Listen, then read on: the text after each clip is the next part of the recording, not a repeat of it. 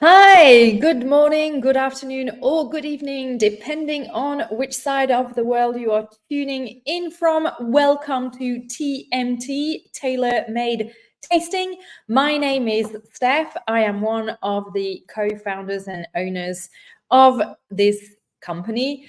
And today I thought I would simply introduce myself and talk about two different aspects of wine tasting, which are the subjective tasting for personal preference and objective tasting for overall holistic assessment of the wine. So let's just begin introducing myself. As I mentioned, my name is Steph, short for Stephanie. I was born in the northwest of England. I then grew up in the Rhone Valley in France.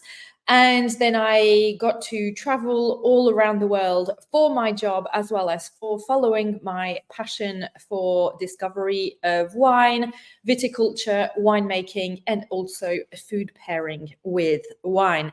That led me to living in really fun places like India and Singapore and New York. And today I am here in Napa, California, where I am now studying for the Master of Wine program after completing last year the diploma in wine studies with the Wine and Spirits Education Trust. So that's the WSET diploma. We don't need to go through my whole career and curriculum, but I wanted to really get started with our conversation to just dive in a little bit on the difference between what is subjective tasting and objective tasting. Subjective tasting is really going to be different for everybody. It's what ticks your buttons. It's what lights you up in a wine. Is it going to be acidity? Is it going to be sweetness? Is it going to be its color? Will it be the definition of its fruit? Will it be the amount of oak, or on the contrary, no oak? Texture? Is it the alcohol? Or is it all of the above and you're not quite sure how to put your finger on it? So I'm going to tell you a little story.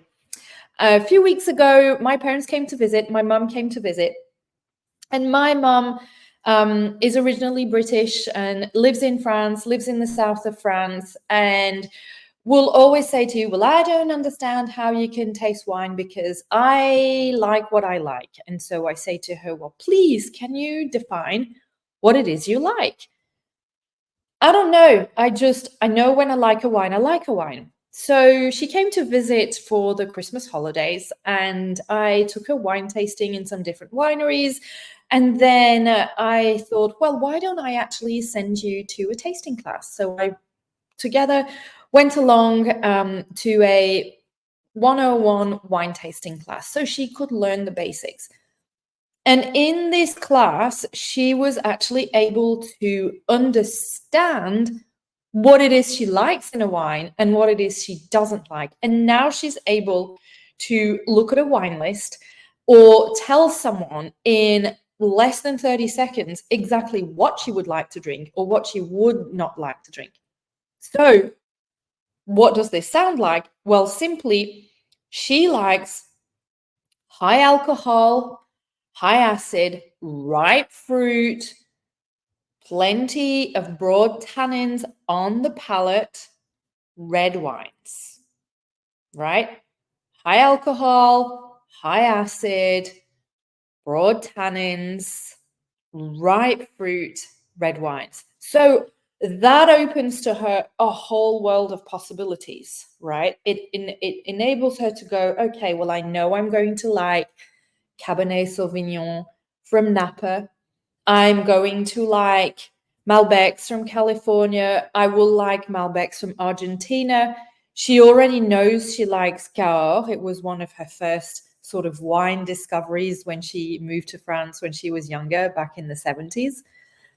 And so, but with that, when she goes to a restaurant or she goes to a friend or she goes to buy a bottle of wine, she knows exactly what she can tell the salesperson. And then the person will then narrow it down. Well, what is your budget?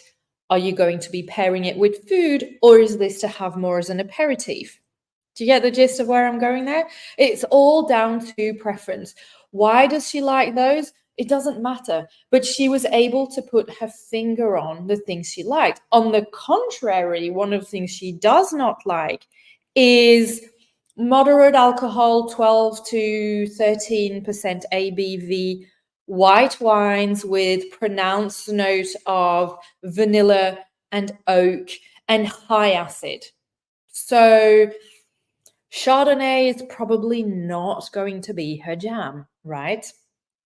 So Chablis and the white wines of Burgundy, not her thing. But the red wines of California, Bordeaux wines, the wines from the Southern Rhone, definitely her thing. All right? So that's subjective tasting.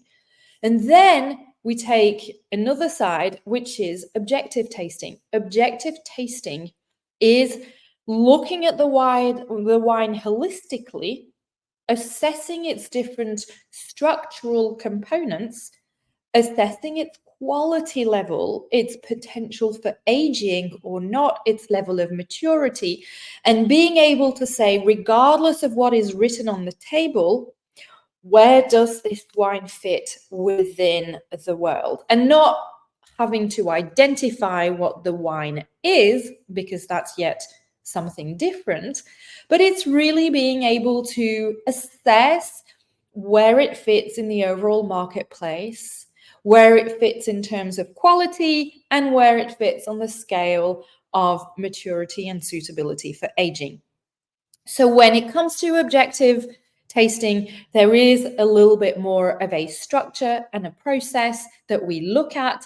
And the people who are going to need to taste objectively are wine critiques, they're going to be wine judges, they will be Master of Wine students, they'll be overall most wine students in general, and all those who are involved in the wine trade is having the ability to determine how structurally sound the wine is, what is its potential, or what is its level of quality, and approximately how much does it cost and what should be its average price point. And then from there, you can then go into some more subjective character. So things that we're going to look at when we're tasting objectively, we'll look at the appearance, whether it's bright or hazy or cloudy. Does it look clean? Is it sound on the nose?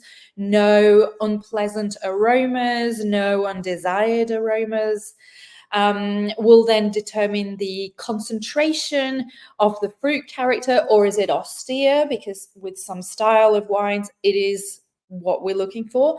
But we'll look at that fruit concentration. We'll look at its overall balance. How well integrated are its different structural components, such as the acid, the alcohol, the sugar, the tannins, and then how this all fits together and sits on the palate. We'll look at its length, its depth, and its ability with all of the above to age. And then obviously there are some, little equations and little tricks that you can look at, determining if one is high, the other's low, what this means, etc. There is some method to the madness. Yes, there is.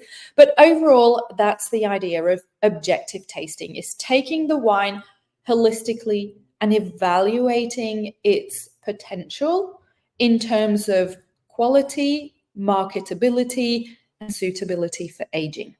Okay, so here we have it. We have two different types of tastings.